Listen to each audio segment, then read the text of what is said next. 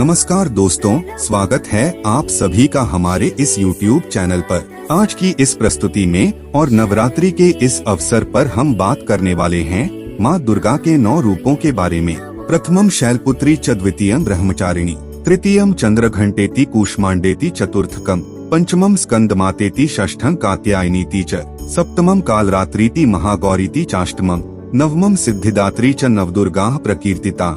उक्तानि तानि नामानि ब्रह्मणैव महात्मना। नवरात्रि उत्सव के दौरान देवी दुर्गा के 9 विभिन्न रूपों का सम्मान किया जाता है एवं पूजा जाता है, जिसे नवदुर्गा के नाम से भी जाना जाता है। देवी माँ या निर्मल चेतना स्वयं को सभी रूपों में प्रत्यक्ष करती है और सभी नाम ग्रहण करती है।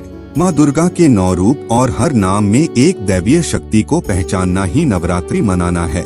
असीम आनंद और हर्षोल्लास के 9 दिनों का उचित समापन बुराई पर अच्छाई की विजय के प्रतीक पर्व दशहरा मनाने के साथ होता है। नवरात्रि पर्व की 9 रातें देवी माँ के 9 विभिन्न रूपों को समर्पित हैं, जिसे नवदुर्गा भी कहा जाता है। या देवी सर्वभूतेषु शक्ति रूपेण संस्थिता। नमस्तस्यै नमस्तस्यै नमस्तस्यै नमो नमः। माँ दुर्गा का पहला ईश्वरीय स्वरूप शैलपुत्री है।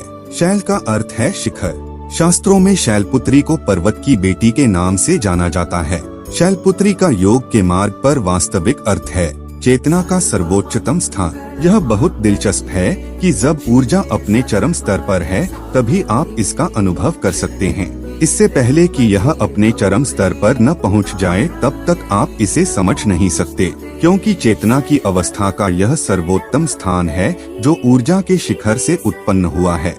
यहाँ पर शिखर का मतलब है हमारे गहरे अनुभव या गहन भावनाओं का सर्वोच्चतम स्थान। माँ दुर्गा के दूसरे रूप का नाम है माँ ब्रह्मचारिणी। ब्रह्मचारिणी का अर्थ है वह जो असीम अनंत में विद्यमान गतिमान एक ऊर्जा, जो न तो जड़ नहीं निष्क्रिय है, किंतु वह जो अनंत में विचरण करती है।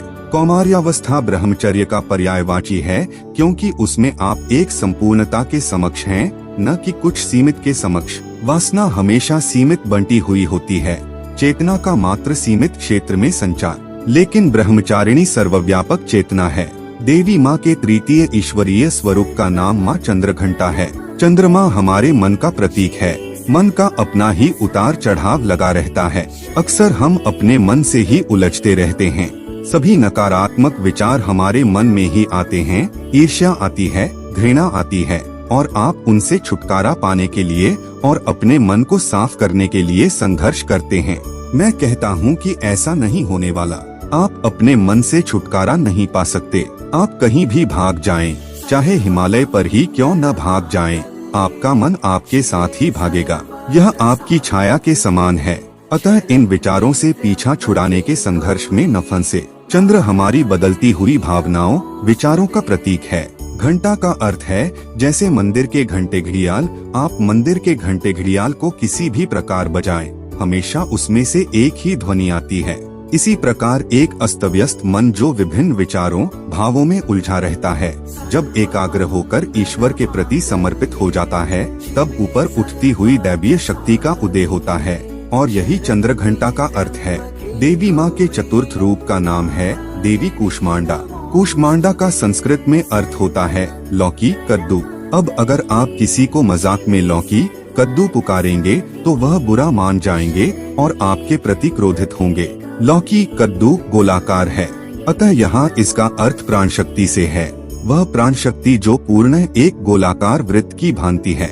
संपूर्ण सृष्टि प्रत्यक्ष व अप्रत्यक्ष, अभिव्यक्त व अनभिव्यक्त एक बड़ी गेंद या गोलाकार कद्दू के समान है।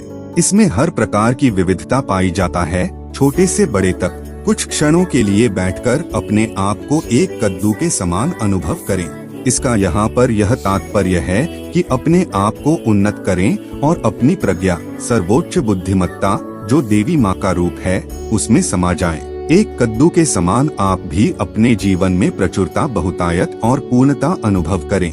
साथ ही संपूर्ण जगत के हर कण में ऊर्जा और प्राण शक्ति का अनुभव करें। इस सर्वव्यापी, जागृत, प्रत्यक्ष बुद्धिमत्ता का सृष्टि में अनुभव करना ही कूष्मांडा है। देवी माँ का 5वां रूप स्कंद माता के नाम से प्रचलित है।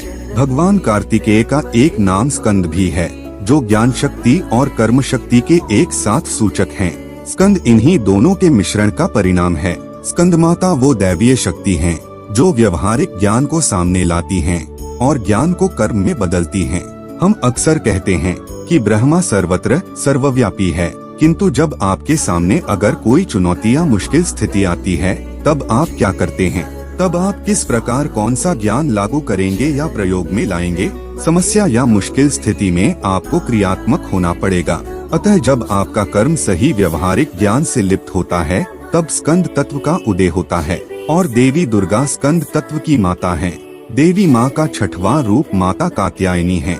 हमारे सामने जो कुछ भी घटित होता है जिसे हम प्रपंच का नाम देते हैं, जरूरी नहीं कि वह सब हमें दिखाई दे। वह जो अदृश्य है, जिसे हमारी इंद्रियां अनुभव नहीं कर सकती, वह हमारी कल्पना से बहुत परे और विशाल है। सूक्ष्म जगत जो अदृश्य अव्यक्त है, उसकी सत्ता माँ कात्यायनी चलाती हैं। वह अपने इस रूप में उन सब की सूचक हैं जो अदृश्य या समझ के परे हैं। माँ कात्यायनी दिव्यता के अति गुप्त रहस्यों की प्रतीक हैं। आपने बहुत सारी प्राकृतिक आपदाओं के बारे में सुना होगा। कुछ लोग इसे प्रकृति का प्रकोप भी कहते हैं। उदाहरणतः बहुत से स्थानों पर बड़े बड़े भूकंप आ जाते हैं या तीव्र बाढ़ का सामना करना पड़ता है। यह सब घटनाएं देवी कात्यायनी से संबंधित हैं। सभी प्राकृतिक विपदाओं का संबंध माँ के दिव्य कात्यायनी रूप से है। वह क्रोध के उस रूप का प्रतीक है जो सृष्टि में सृजनता, सत्य और धर्म की स्थापना करती है। माँ का दिव्य कात्यायनी रूप अव्यक्त के सूक्ष्म जगत में नकारात्मकता का विनाश कर धर्म की स्थापना करता है। ऐसा कहा जाता है कि ज्ञानी का क्रोध भी हितकर और उपयोगी होता है, जबकि अज्ञानी का प्रेम भी हानिप्रद हो सकता है। इस प्रकार माँ कात्यायनी क्रोध का वो रूप है जो सब प्रकार की नकारात्मकता को समाप्त कर सकारात्मक ऊर्जा का संचार करती है। माँ के सप्तम रूप का नाम है माँ कालरात्रि। यह माँ का अति भयावह व उग्र रूप है। संपूर्ण सृष्टि में इस रूप से अधिक भयावह और कोई दूसरा नहीं, किंतु तब भी यह रूप मातृत्व को समर्पित है। देवी माँ का यह रूप ज्ञान और वैराग्य प्रदान करता है।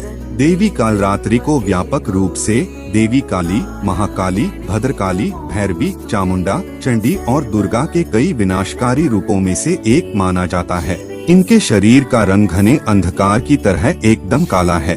सिर के बाल बिखरे हुए हैं। गले में विद्युत की तरह चमकने वाली माला है। इनके 3 नेत्र हैं। यह तीनों नेत्र ब्रह्मांड के सदृश गोल हैं। माँ की नासिका के श्वास प्रश्वास से अग्नि की भयंकर ज्वालाएं निकलती रहती हैं। इनका वाहन गर्दभ यानी गधा है। यह ऊपर उठे हुए दाहिने हाथ की वर मुद्रा से सभी को वर प्रदान करती हैं। दाहिनी तरफ का नीचे वाला हाथ अभय मुद्रा में है। बाईं तरफ के ऊपर वाले हाथ में लोहे का कांटा तथा नीचे वाले हाथ में कटार है। माँ के इस स्वरूप को वीरता और साहस का प्रतीक माना जाता है। देवी माँ का 8वां स्वरूप है महागौरी। महागौरी का अर्थ है वह रूप जो कि सौंदर्य से भरपूर है, प्रकाशमान है, पूर्ण रूप से सौंदर्य में डूबा हुआ है। प्रकृति के 2 छोर या किनारे हैं। एक माँ कालरात्रि जो अति भयावह प्रलय के समान है और दूसरा माँ महागौरी जो अति सौंदर्यवान, शांत हैं और पूर्णतः करुणामयी, सबको आशीर्वाद देने वाली हैं। यह वो रूप है जो सब मनोकामनाओं को पूरा करता है। देवी के 9वें रूप को सिद्धिदात्री कहा जाता है। देवी महागौरी आपको भौतिक जगत में प्रगति के लिए आशीर्वाद और मनोकामना पूर्ण करती हैं, ताकि आप संतुष्ट होकर अपने जीवन पथ पर आगे बढ़ें। माँ सिद्धिदात्री आपको जीवन में अद्भुत सिद्धि क्षमता प्रदान करती हैं, ताकि आप सब कुछ पूर्णता के साथ कर सकें। सिद्धि का क्या अर्थ है? सिद्धि संपूर्णता का अर्थ है विचार आने से पूर्व ही काम का हो जाना। आपके विचार मात्र से ही बिना किसी कार्य किए आपकी इच्छा का पूर्ण हो जाना, यही सिद्धि है। आपके वचन सत्य हो जाए और सबकी भलाई के लिए हो। आप किसी भी कार्य को करें वो संपूर्ण हो जाए, यही सिद्धि है। सिद्धि आपके जीवन के हर स्तर में संपूर्णता प्रदान करती है। यही देवी सिद्धिदात्री की महत्ता है। देवी माँ का भौतिक ही नहीं बल्कि लोक से परे अलौकिक रूप है, सूक्ष्म तरह से सूक्ष्म रूप। इसकी अनुभूति के लिए पहला कदम ध्यान में बैठना है। ध्यान में आप ब्रह्मांड को अनुभव करते हैं। इसीलिए बुद्ध ने कहा है कि आप बस देवियों के विषय में बात ही करते हैं। जरा बैठिए और ध्यान करिए। ईश्वर के विषय में न सोचिए। शून्यता में जाइए अपने भीतर। एक बार आप वहाँ पहुँच गए तो अगला कदम वो है जहां आपको विभिन्न मंत्र, विभिन्न शक्तियां दिखाई देंगी, वो सभी जागृत होंगी। तो दोस्तों, आज की इस प्रस्तुति को यहीं समाप्त करते हैं। और अगर आपको ये प्रस्तुति पसंद आई हो तो इसे लाइक और शेयर जरूर करें। धन्यवाद। जय श्री राम। हर हर महादेव।